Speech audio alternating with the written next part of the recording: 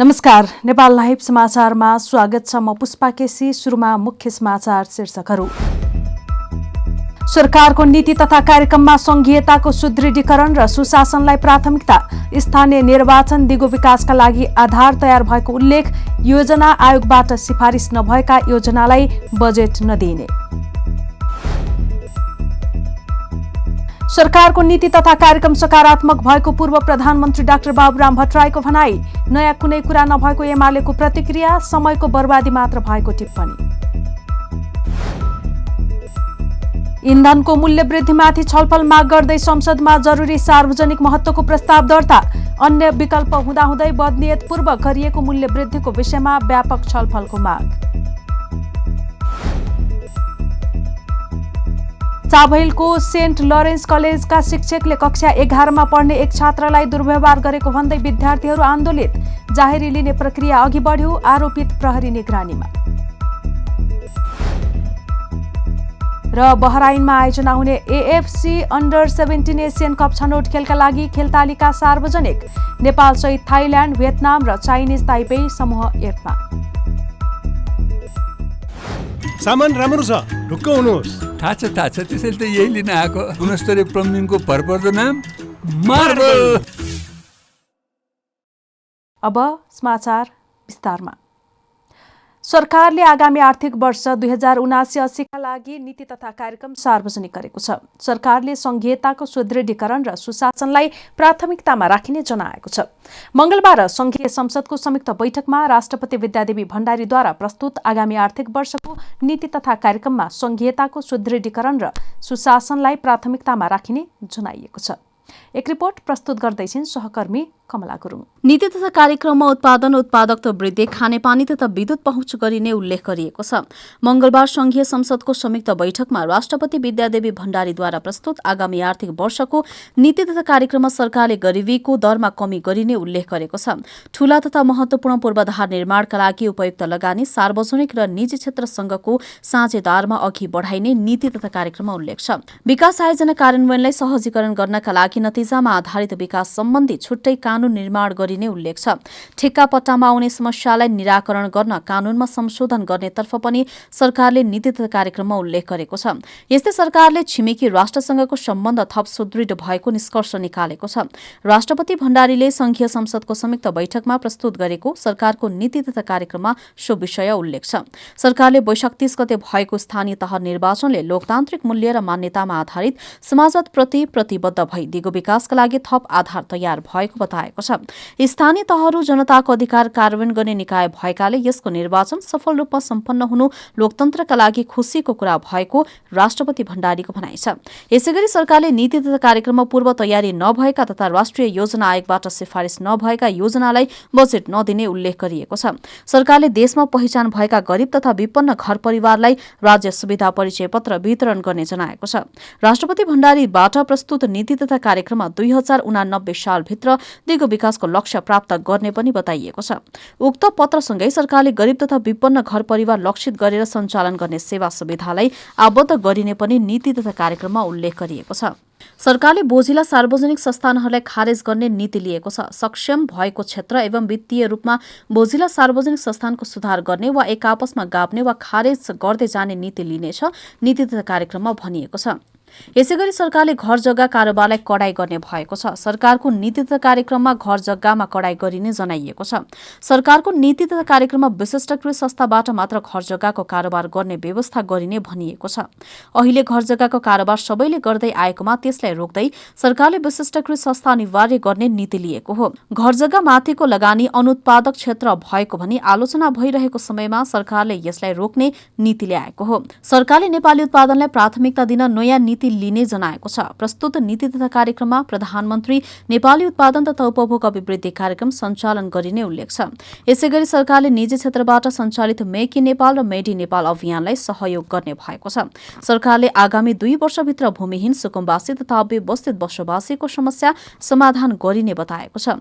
त्यस्तै सरकारले पूर्ण रूपमा समाजमा स्थापना हुन बाँकी मुक्त कमैया, हलिया र कमलरी तथा मुक्त घोषणा नभएका हरुवा चरुवाका लागि 3 तहको सरकारले उनीहरू लक्षित कार्यक्रम सञ्चालन गर्ने नीति तथा कार्यक्रममा उल्लेख छ। सरकारले कृषि, वन तथा खानी क्षेत्रका उत्पादनलाई औद्योगिक क्षेत्रमा जोड्न फार्म टु इन्डस्ट्री कार्यक्रम सञ्चालन गर्ने भएको छ। त्यस्तै सफा प्रविधि मार्फत औद्योगिकरण गरी विशेष प्रकृतिका कार्यक्रम सञ्चालन गरिने नीति तथा कार्यक्रममा उल्लेख छ। ऊर्जा दक्षता तथा नवीकरणीय ऊर्जाको उपयोगबाट हरित अर्थतन्त्रको विकास गर्ने गरी औद्योगिक प्रवर्धन गरिने कार्यक्रममा उल्लेख छ। यसैगरी सरकारले कृषिलाई आर्थिक वृद्धि र रोजगारीको प्रमुख संवाहकको रूपमा विकास गर्ने भएको छ। कृषि क्षेत्रको आधुनिकीकरण गरी आर्थिक वृद्धिको आधारलाई बलियो बनाइने उल्लेख छ। सरकारले गुणस्तरीय, उन्नत तथा वर्णशंकर बिउ विकास गरी आत्मनिर्भर बन्ने नीति लिएको छ। सरकारले जलवायु परिवर्तनको प्रभावलाई धान्न सक्ने गरी वातावरण अनुकूल मैत्री स्थानीय बिउ बिजनको अनुसन्धान र विकासमा जोड़ दिने भएको छ। नीति तथा कार्यक्रममा अर्गानिक खेती प्रणालीलाई प्रोत्साहन गर्ने पनि उल्लेख गरिएको छ। सरकारले नेपालभित्र नै विप्रेषण, रेमिट्यान्स औपचारिक क्षेत्रबाट भित्र्याउन प्रोत्साहन दिने भएको छ। अहिले औपचारिक क्षेत्रभन्दा हुण्डीबाट धेरै आउने र अन्य क्षेत्रमा लगानी हुन थालेपछि सरकारले यस्तो नीति ल्याउन लागेको हो। सरकारले निजी क्षेत्र र सरकारका बीचमा संयुक्त प्रयास गरेर तीव्र विकासमा काम गर्ने नीति लिने भएको छ। कोभिड महामारीले बाहिरी क्षेत्रमा चाप परेपछि पछिल्ला महिनामा विप्रेषणमा सुधार भएको भन्दै सरकारले थप सबल बनाउँदै लैजानुपर्ने देखिएको नीति तथा कार्यक्रममा उल्लेख गरेको छ। यसैगरी सरकारले चालू आर्थिक वर्षमा 325 किलोमिटर कालोपत्रे सड़कको निर्माण गरेको जनाएको छ। सरकारको नीति तथा कार्यक्रम प्रस्तुत गर्दै राष्ट्रपति भण्डारीले भनिन्, यस वर्ष 325 किलोमिटर कालोपत्रे सड़क तथा 100 पुलको निर्माण भएको छ।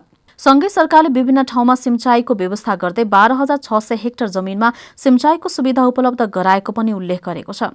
यता सरकारले डडेलधुरामा मेडिकल कलेज सञ्चालनमा ल्याउने जनाएको छ। सुदूरपश्चिम विश्वविद्यालयको सहयोगमा डडेलधुरा मेडिकल कलेज सञ्चालनमा ल्याइनेछ कार्यक्रममा भनिएको छ। प्रत्येक प्रदेशमा 2 मेडिकल कलेज प्रतिष्ठान निर्माण र सञ्चालन गरिने नीति लिनेछ। यस्तै सरकारले शिक्षक दरबन्दीमा पुनरावलोकन गर्ने भएको छ। विज्ञान, गणित, अंग्रेजी र प्रविधि शिक्षक अभाव नहुने गरी सामुदायिक विद्यालयमा शिक्षक र विद्यार्थीको अनुपातको आधारमा शिक्षक दरबन्दी पुनरावलोकन गरिनेछ नीति तथा कार्यक्रममा भनिएको छ। त्यस्तै गुणस्तरीय शिक्षाको राष्ट्रिय मानक निर्धारण गर्ने विशिष्टकृत नमूना विद्यालय सञ्चालनमा ल्याइने भनिएको छ। सरकारले राष्ट्रपति शैक्षिक सुधारका कार्यक्रमलाई परिमार्जन गर्ने भनेको छ। दिवा खाजा कार्यक्रमलाई कक्षा 8 सम्म विस्तार गरिने पनि उल्लेख छ। सरकारले फेसबुक लगायतका सामाजिक सञ्जाललाई करको दायरामा ल्याइने भएको छ। सामाजिक सञ्जाललाई करको दायरामा ल्याउने विषय केही समयदेखि छलफल हुँदै आएको छ, तर सरकारले अहिलेसम्म सामाजिक सञ्जाललाई करको दायरामा ल्याउन सकेको थिएन। गैर सरकारी संस्थालाई नियमन गर्न संघीय सरकारले कानून ल्याउने भएको छ। सरकारले नीति तथा कार्यक्रम सार्वजनिक गर्दै गैर सरकारी संस्थाको दर्ता तथा नियमनका लागि कानून जरुरी रहेको उल्लेख गरेको हो। यसैगरी गैर सरकारी संस्थाका कामको अनुगमन पनि गरिने बताइएको छ। सरकारले महिला, बालबालिका, ज्येष्ठ नागरिक, अपाङ्गता भएका व्यक्ति तथा यौनिक अल्पसंख्यकको समस्या सम्बोधन गर्न प्रदेश तथा स्थानीय तहमा इकाइ बनाउने भएको छ। यस्तै सरकारले आगामी वर्षभित्रमा थप 715 मेगावाट विद्युत राष्ट्रिय प्रसारण लाइनमा जोड्ने लक्ष्य राखेको छ। सरकारले 2 वर्षमा सबै स्थानीय तहमा विद्युतीकरण गरिने पनि जनाएको छ। विद्युत वितरण प्रणाली सुदृढ एवं भरपर्दो बनाइने पनि उल्लेख गरिएको छ। यस्तै सरकारले आगामी 5 वर्षभित्रमा पूर्व पश्चिम राजमार्गलाई एसियन हाइवेका रूपमा स्तरोन्नति गरिने जनाएको छ। राष्ट्रपति भण्डारीद्वारा प्रस्तुत नीति तथा कार्यक्रममा पूर्व पश्चिम राजमार्गलाई 5 वर्षभित्रमा 4 लेनको एसियन हाइवेका रूपमा स्तरोन्नति गरिने जनाएको छ। तराई मधेस द्रुत मार्ग फास्ट ट्र्याक तोकिएको समयमा नै सम्पन्न गर्ने गरी निर्माण कार्यलाई तीव्रता दिने पनि सरकारको कार्यक्रममा उल्लेख छ। सरकारले काठमाडौँ निजगढ द्रुत मार्गलाई समयमै सम्पन्न गर्ने जनाएको छ। त्यस्तै राष्ट्रिय राजमार्ग अन्तर्गत तराई मधेसका जिल्लासँग जोड्ने सड़कलाई 4 लेनमा स्तरोन्नति गरिने पनि उल्लेख छ। सरकारले बीमा क्षेत्रलाई उत्पादनमूलक क्षेत्रसँग जोड्ने नीति लिएको छ। कृषि तथा पशुधन बीमा कार्यक्रम विस्तार गर्दै लघु बीमाको पहुँचलाई दुर्गम र विपन्न वर्गसँग पुर्याइने सरकारले नीति लिएको छ। सरकारले सुर्खेतको भेरीगंगा रामघाटमा प्रादेशिक विमानस्थल बनाउने भएको छ। यसैगरी देशका विभिन्न ठाउँका टर्मिनललाई आधुनिक बनाइने पनि नीति छ। चन्द्रगढी, विराटनगर, राजविराज, जनकपुर, सिमरा, भरतपुर, नेपालगञ्ज र धनगढीमा सुविधाजनक टर्मिनल निर्माण गरिने बताइएको छ। सरकारले पेट्रोलियम पदार्थको मूल्य निर्धारण स्वचालित प्रणालीमा आधारित बनाउने नीति लिएको छ। यस्तै पेट्रोलियम पदार्थको आपूर्ति व्यवस्थालाई नियमित, सहज तथा लागत प्रभावी बनाइने उल्लेख छ। सरकारले प्रदेश 1 को ताप्लेजुङदेखि सुदूरपश्चिम प्रदेशको दार्चुलासम्म ग्रेट हिमालयन ट्रेलको स्तरोन्नति गर्ने भएको छ। सरकारले नवप्रवर्तनमा आधारित उद्योग व्यवसायको स्टार्टअपमा सहजीकरण गरी युवा उद्यमीलाई आकर्षित गर्ने नीति लिएको छ। सरकारले बौद्धिक सम्पत्ति अधिकारको सुनिश्चित गर्ने तथा लागत घटाएर निर्यात प्रोत्साहन गर्ने पनि जनाएको छ। यसैगरी सरकारले लुम्बिनी, पशुपति र जनकपुरलाई धार्मिक पर्यटन केन्द्रको रूपमा विकास गर्ने भएको छ। बराहा क्षेत्र, चतराधाम र रामधुनी क्षेत्र तथा कोसीटप्पु वन्यजन्तु आरक्षण समिति बृहत धार्मिक सांस्कृतिक पर्यटन केन्द्रको रूपमा विकास गर्न एकीकृत कार्यक्रम सञ्चालनमा ल्याइनेछ, राष्ट्रपतिद्वारा प्रस्तुत गरिएको कार्यक्रममा भनिएको छ। सरकारले बुढी गण्डकी जलाशययुक्त जलविद्युत आयोजना नेपालको आफ्नै लगानीबाट बनाउने घोषणा गरेको छ। मंगलबार संसदमा पेश भएको नीति तथा कार्यक्रममा ऊर्जा विकासका लागि जलाशययुक्त आयोजना निर्माण गर्नुपर्ने भन्दै सरकारले बुढी गण्डकी नेपालले नै आफ्नो पैसाले बनाउने घोषणा गरेको हो। सरकारले नागरिकता विधेयक छिट्टै टुङ्गोमा पुर्याउने घोषणा गरेको छ। सुरक्षा निकायलाई आवश्यक पर्ने विस्फोटक पदार्थ तथा गोली गट्टाहरूमा आत्मनिर्भर बनाइने सरकारले जनाएको छ। त्यसैगरी सुरक्षा निकायका लागि आवश्यक पर्ने लत्ता कपडामा पनि आत्मनिर्भर बनाइने बताइएको छ। नेपाली सेनाका लागि आवास पनि बनाइने बताइएको छ। राष्ट्रिय प्रतिरक्षा विद्यालय पनि सञ्चालनमा ल्याइनेछ। सरकारले सबै अस्पतालमा अनिवार्य रूपमा विद्युतीय मेडिकल रेकर्ड लागू गर्ने भएको छ। सरकारले नीति तथा कार्यक्रममा यसलाई समेट्दै डिजिटल हेल्थ कार्यक्रम कार्यान्वयन गरिने बताएको हो। यसैगरी औषधि उपचारको क्रममा अस्पतालमा हुने मृत्युको अनिवार्य रूपमा अडिट गरिने बताइएको छ।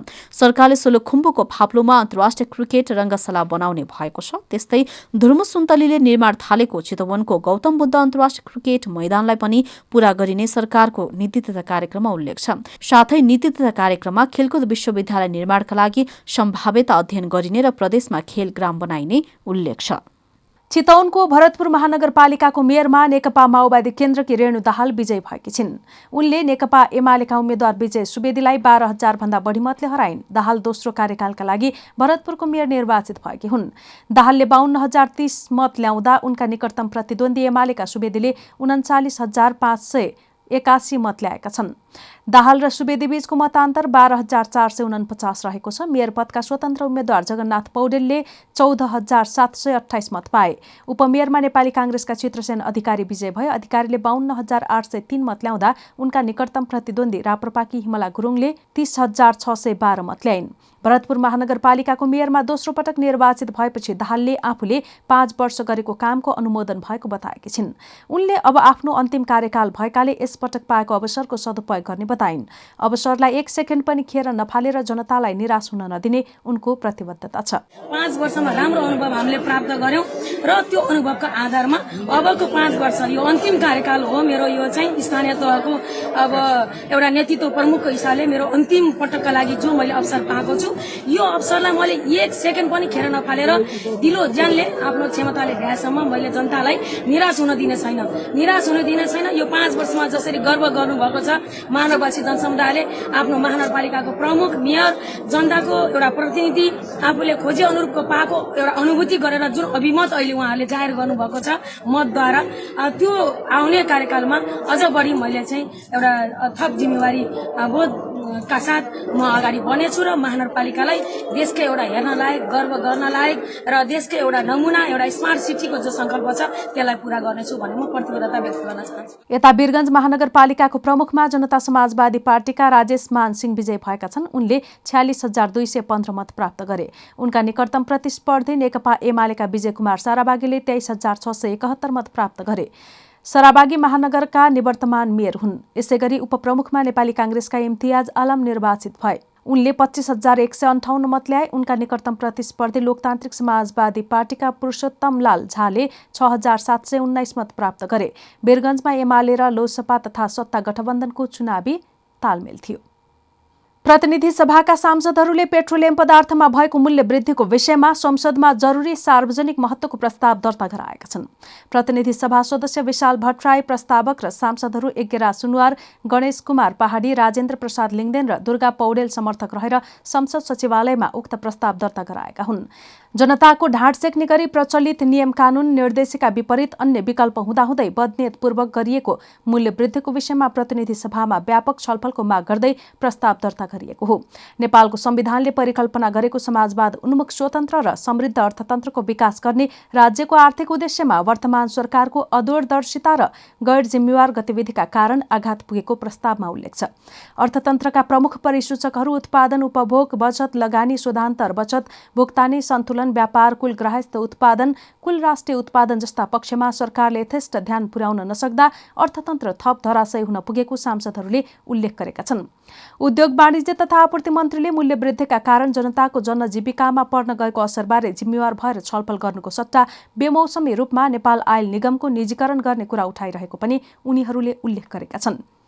पेट्रोलियम पदार्थको स्वचालित मूल्य निर्धारण कार्यविधि अनुसार नेपालमा आयात हुने पेट्रोलियम पदार्थको बिक्री मूल्य परल मूल्य बमोजिम 15 दिनमा एकपटक समायोजन गर्न सक्ने प्रावधान विरुद्ध गएर गरिएको मूल्य वृद्धि तत्काल फिर्ता गर्न सरकारसँग माग गर्न छलफल आवश्यक रहेको सांसदहरूले भनेका छन्।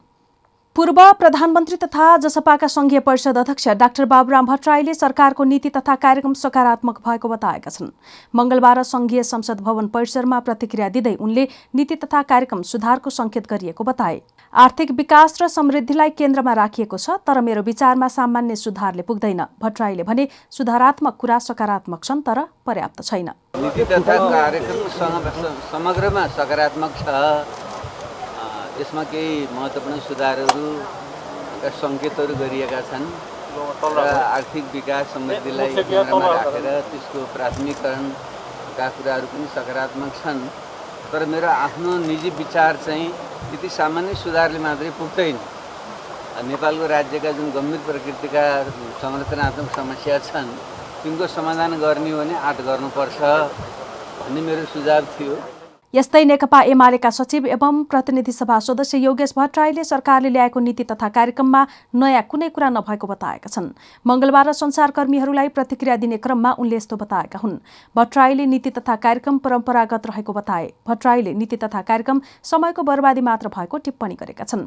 2 घण्टा पढिएको छ, यो समयमा कुनै नयाँ कुरा छैन, नयाँ सपना छैन। उनले भने देशवासीहरूलाई अपील गर्ने कुनै त्यस्तो योजना नीति कार्यक्रममा छैन, उत्साह दिएको छैन, उद्देश्यविहीन गन्तव्यविहीन छ। यो अहिलेको आर्थिक संकट जुन देखिएको छ त्यसमा केही उल्लेख छैन। विदेशी लगानी डरलाग्दो ढङ्गले घटिरहेको छ।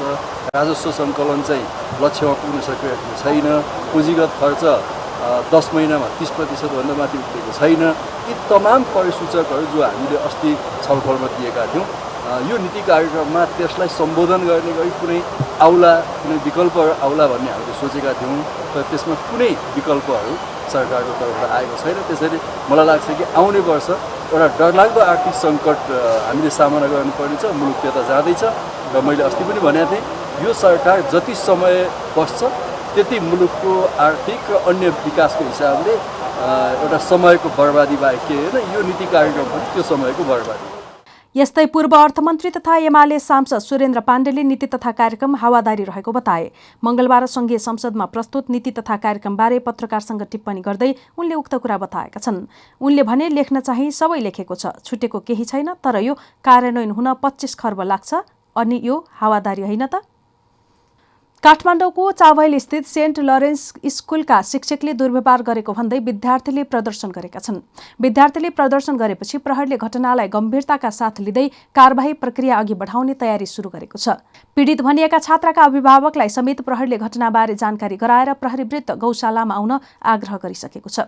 पीडित भनिएकी विद्यार्थीको अभिभावक आएपछि जाहेरी लिएर कारबाही प्रक्रिया अघि बढाइने जिल्ला प्रहरी परिसर काठमाडौँका एसएसपी सुदीप गिरीले जानकारी दिए। कक्षा 11 मा पढ्ने एक छात्रालाई कलेजका एक शिक्षकले दुर्व्यवहार गरेको भन्दै विद्यार्थी आन्दोलित छन्। विद्यार्थीले आरोप लगाएका शिक्षकलाई पनि प्रहरीले आफ्नो निगरानीमा राखेको छ। जाहेरी लिइसकेपछि भर्बल दुर्व्यवहार हो कि फिजिकल हो भन्ने अनुसन्धान हुन्छ। दुर्व्यवहार भन्ने मात्रै आइरहेको छ, एक प्रहरी अधिकारीले भने। हामी नेपाल लाइभ समाचारमा छौं। अब खेल समाचार।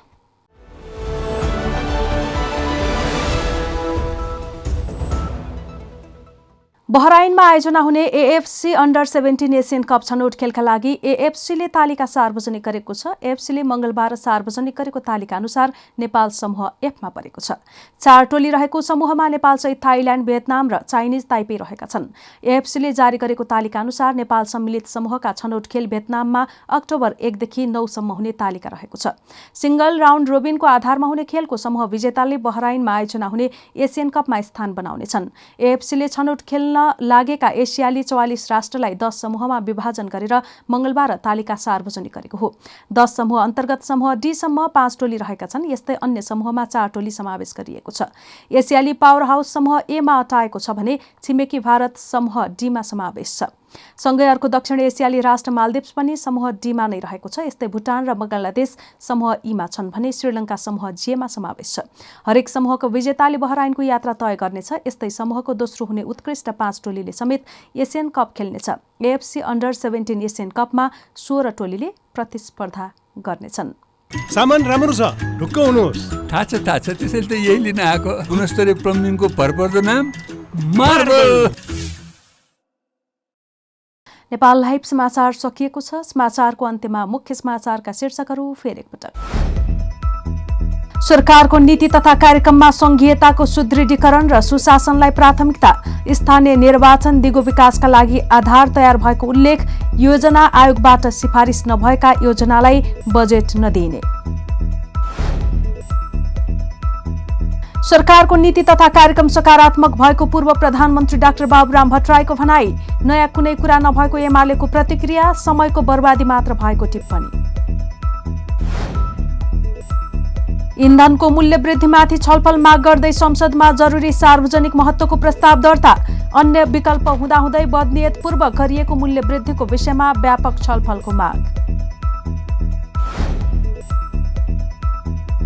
चाबहिलको सेन्ट लरेन्स कलेजका शिक्षकले कक्षा 11मा पढ्ने एक छात्रलाई दुर्व्यवहार गरेको भन्दै विद्यार्थीहरू आन्दोलित।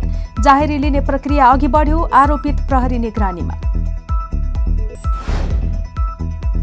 र बहराइनमा आयोजना हुने AFC अन्डर 17 एसियन कप छनौट खेलका लागि खेल तालिका सार्वजनिक।